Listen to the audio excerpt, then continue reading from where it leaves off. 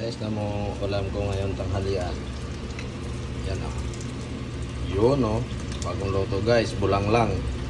Bulang lang yan. May sitaw, talong, gabi, kangkong, kalabasang kapiraso na lang kalabasa. At itong pinakamalupit guys, pandiinan no. Ano kasarap to. Pandiinang ulam. Guys, so ito yung pandiinang ulam ko ngayon. Yan.